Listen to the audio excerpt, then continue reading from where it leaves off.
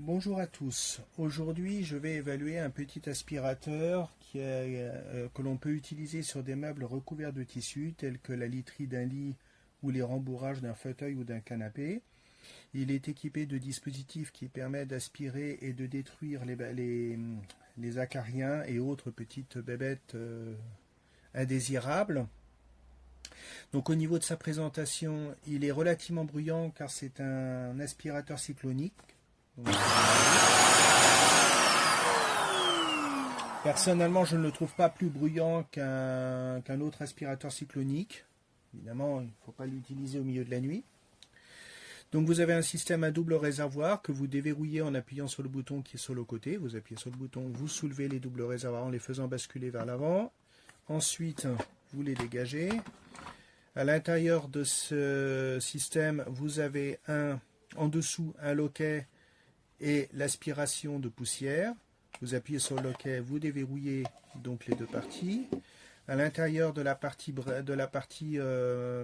rouge bordeaux, vous avez une crépine, donc un filtre métallique qui retient les plus grosses impuretés que vous pouvez déboîter. Et à l'intérieur de ce filtre à crépine, vous avez une petite mousse qui vous permet de retenir les saletés les plus fines et que vous pouvez également nettoyer à l'eau et rincer facilement. Vous remettez l'ensemble, on remet tout le système, on reverrouille le système, on verrouille. Il faut entendre un petit claquement pour indiquer que le système est verrouillé. Je profite de l'occasion pour vous dire qu'un autre joint, donc un joint de rechange est fourni avec un petit outil de nettoyage. Je n'ai pas déballé l'ensemble parce que ça reste relativement simple. Petite brosse avec une pointe, j'ignore l'utilité d'ailleurs, et un filtre de rechange. Pour remettre l'ensemble de filtration, de réservoir sur l'appareil, le loquet doit être placé sur le dessous avec l'orifice d'aspiration de poussière. Vous l'enclenchez vers l'avant et vous le basculez vers le bas. Et au bout d'un moment, il est verrouillé. On n'entend pas de clic. Donc, il faut y aller prudemment. Ensuite, je vais débrancher l'appareil. Voilà. L'appareil est équipé d'un câble d'alimentation de grande longueur.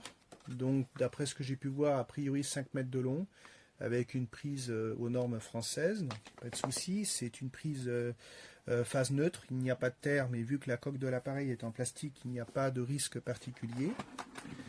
Si nous regardons ce qui se passe en dessous de l'appareil, donc vous avez ici une arrivée d'air chaud. C'est pas très brûlant.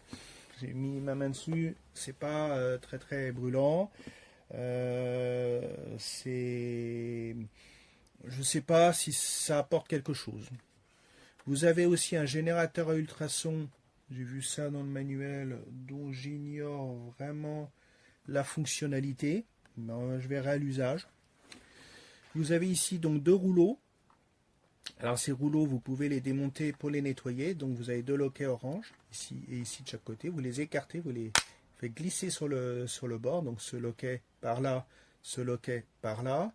Et ensuite, vous soulevez le cache. Vous attrapez le rouleau. Donc le rouleau, vous avez une partie qui est très proche du rouleau, qui est très proche de la coque. L'autre partie avec un jeu. Vous glissez un doigt au niveau de la partie où il y a un jeu et vous soulevez le rouleau qui peut se nettoyer facilement. C'est un rouleau a priori en aluminium avec des petites languettes en caoutchouc qui viennent racler la surface que vous voulez nettoyer. Pour le remettre en place, il suffit de remboîter l'extrémité ici dans le système d'entraînement, de rebasculer le tout, de l'enfoncer. L'autre rouleau se démonte de la même façon. Donc vous avez la trappe et ensuite vous avez le même principe. Donc on remet la trappe en commençant par ce côté-là, donc le côté extérieur, ou ce côté-là pour la trappe qui est ici, donc de ce côté-là. Et vous rabattez la trappe vers l'appareil, et en appuyant sur les trappes, parce qu'elles ont tendance à ressortir un peu, vous verrouillez un loquet, vous verrouillez l'autre loquet. Au milieu, vous avez un système à ultraviolets. Donc les ultraviolets ont la particularité sur certaines fréquences de détruire les cellules. Donc il y a un système de sécurité qui n'enclenche les ultraviolets que lorsque les deux petites roulettes que vous avez ici sont appuyées. C'est pas très violent. Le système à ultraviolet n'est pas très violent. Donc je suis pas sûr que ça soit très efficace. Pour moi c'est plus du gadget qu'autre chose.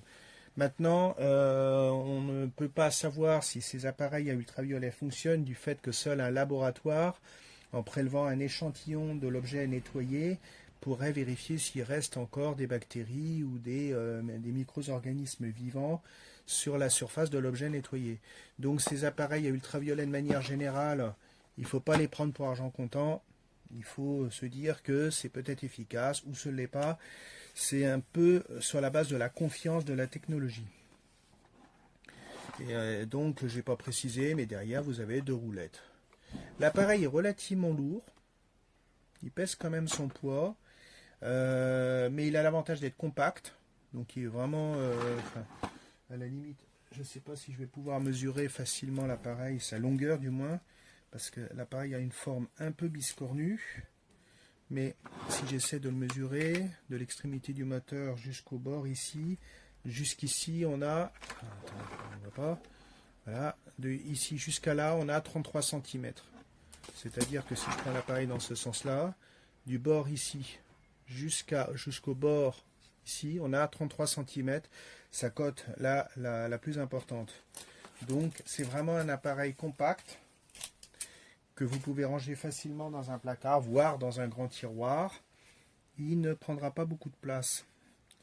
Il est fourni donc avec, comme je vous le disais, un filtre de rechange et un petit outil de nettoyage, un manuel multi-utilisateur, donc vous avez le français ici, avec toutes les informations sur l'entretien, sur l'utilisation du produit, comment nettoyer, démonter, nettoyer le filtre en mousse, comment mettre en route l'appareil. Alors petite précision, quand vous utilisez l'appareil, il produit une odeur qui est réputée comme normale. C'est une odeur de chaud, parce qu'en fait l'appareil, tout simplement, le moteur à l'intérieur est neuf.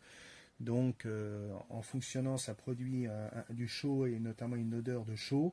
C'est pas très grave, c'est une odeur que j'ai déjà sentie. Normalement, ça ne devrait pas poser de problème. Pour moi, l'appareil n'a pas de générateur à ozone, qui est une autre technologie qui permet également de détruire certains types de molécules et certains types de molécules, notamment concernant les odeurs. Les générateurs à ozone, personnellement, j'en utilise et je trouve ça très efficace. Cet appareil n'en a pas, tout simplement parce que le prix serait pas le même, et en plus l'ozone est en fait c'est une altération de l'oxygène, de l'air qu'on respire, qui est nocif pour l'organisme, c'est-à-dire qu'il ne faut pas respirer de l'ozone. Donc normalement, quand on utilise un générateur ozone, on n'est pas censé rester dans la pièce où on fait le traitement, tandis que là, si on avait un générateur ozone dans l'aspirateur, étant donné qu'on doit manipuler l'appareil pour l'utiliser, on serait obligé de respirer l'ozone. Donc il n'y a pas de générateur ozone, à mon avis, pour cette raison-là et pour une raison de coût. Mais par contre, vous avez donc ce générateur ultraviolet dont l'efficacité est ce qu'elle est. Donc je ne peux pas vous dire c'est bien, c'est pas bien. Ce que je peux vous dire, c'est que la puissance des UV n'est pas énorme. Je vous fais une petite démonstration rapidement. Voilà. Je mets en route l'appareil. Je mets en route l'appareil. Donc on voit les suivants tourner. J'appuie sur les deux boutons. J'ai l'impression que ce sont surtout les LED latérales qui fonctionnent, que la LED centrale n'a pas l'air d'être particulièrement lumineuse. Donc je doute fortement de l'efficacité du système à UV. Bon, il y est. Maintenant, il augmente aussi le coût de l'appareil. Donc, à la limite, il aurait peut-être été mieux d'avoir un appareil identique à celui-ci sans la fonctionnalité d'ultraviolet et qui soit un petit peu moins cher. Voilà, mais écoutez, je pense que j'ai fait le tour de cet appareil qui, a priori, est un très bon appareil. Je le testerai plus en détail sur mon canapé ou sur mon lit un petit peu plus tard. Là, c'était, on va dire, une première mise en train. Je regrette simplement que le carton de l'appareil ait été endommagé pendant le transport. Ça, c'est pas normal. Il a été défoncé. complètement défoncé, comme vous pouvez le voir ici. C'est voilà, il a été défoncé. Ça, c'est pas normal, c'est le gros point. Donc, c'est pas une évaluation concernant l'appareil, mais ça fait pour moi partie des choses à signaler.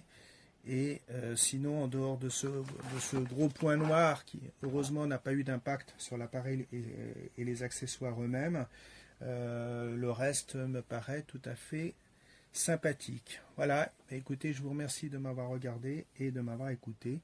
Et je vous dis à une prochaine fois. Eccoci qua, oggi con aspirapolvere per materassi. Come potete vedere, molto compatta, con un serbatoio. Abbiamo il filo presasciugo, peccato perché a batteria sarebbe stato molto più efficiente. Poi abbiamo un secondo filtro e la spatolina per pulire eventuali residui. Andiamo a vedere il sotto è composto da 2 rulli che ruotano con delle palette in gomma, ve le faccio vedere. Ecco nel dettaglio una palettina, come potete vedere, è con tutte queste setole in gomma che vanno ad aspirare e ruotano sul nostro materasso. Adesso vi faccio vedere il serbatoio che si sgancia in maniera molto semplice e si apre con un click. Qua dentro poi abbiamo il filtrino che andiamo a pulire e anche la spugna, che abbiamo il secondo filtrino, che sarebbe sempre compresa una confezione. Quindi ci basta poi rimontarlo, inserirlo nel suo alloggio e avremo rifatto il nostro serbatoio. Questo si può pulire sotto acqua corrente senza problemi, anzi è anche molto facile da pulire, non ci sono molte fessure. E adesso vi faccio vedere il rumore, anzi vi faccio sentire il rumore.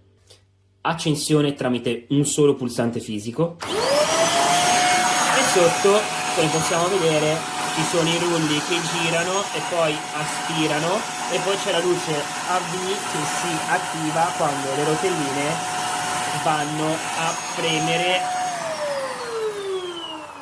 È molto rumoroso e vi stavo dicendo che la lucina V si viene ad attivare quando noi premiamo sul nostro materasso e facciamo pressione forza.